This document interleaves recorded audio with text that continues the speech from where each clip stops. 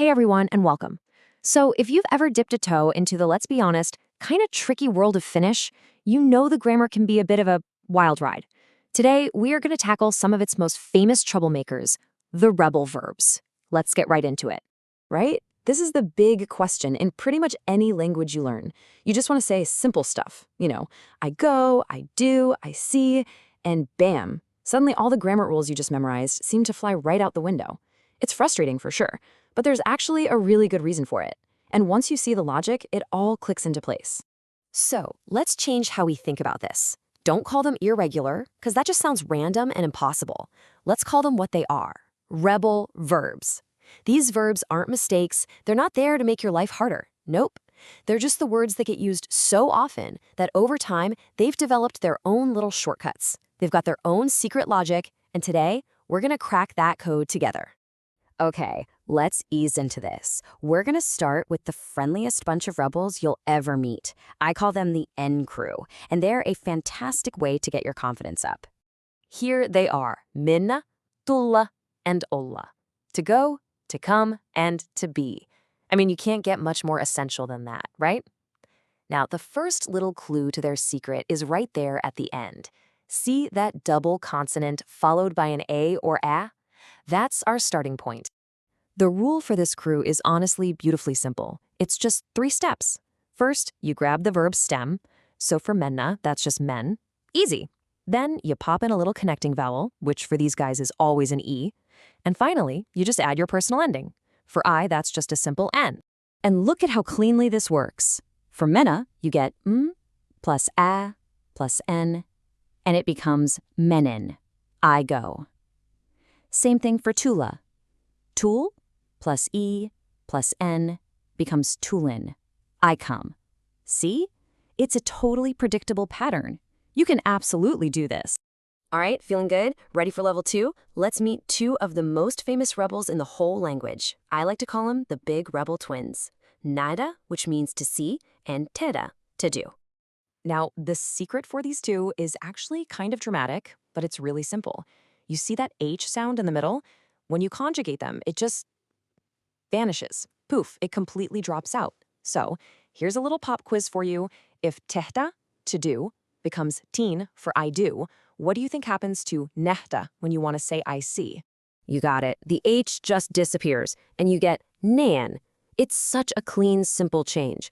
Once you know that one little trick, these 2 verbs aren't scary at all. Tan, nan. It's as easy as that. Okay, now we're going to get into a concept that is like a secret key to unlocking a ton of these rebels.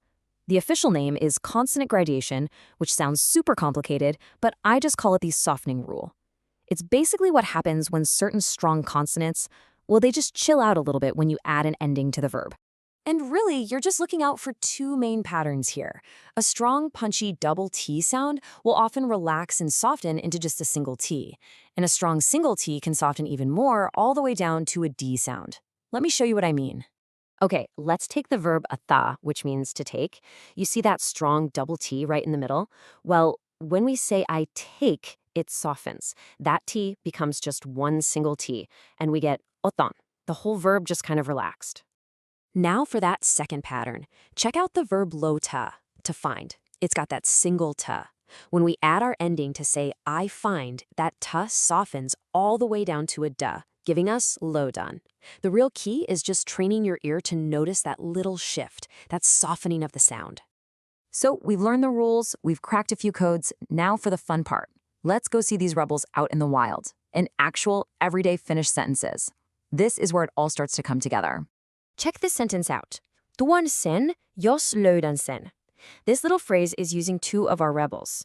Tuon, I will bring, comes from tuoda. And there's our old friend löydän from löytää, to find, with its nice soft d. This is genuinely how Finns talk, mixing and matching these patterns without even thinking about it.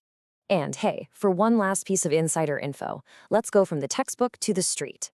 In your Finnish class, you'll learn minä menen for I go, but if you're in a cafe in Helsinki, you're way more likely to hear mä menen. Same for I am. Minä olen becomes mä oon.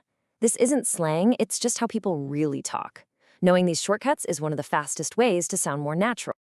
And there you have it. You know, from the simple N crew and the big rebel twins, all the way to the softening rule and even some real spoken shortcuts, you've seen the patterns behind what looks like chaos. You officially have the logic to figure these verbs out. And I think this is the most important thing to remember. These rebel verbs, they aren't errors. They're not random. They're the result of millions of people having millions of conversations and naturally finding the smoothest, easiest way to say things. They're the living, breathing heart of the language. You seriously have the tools now to spot these rebels, to understand their logic, and to actually start using them yourself. So get out there and give it a shot. Onnea matkaan.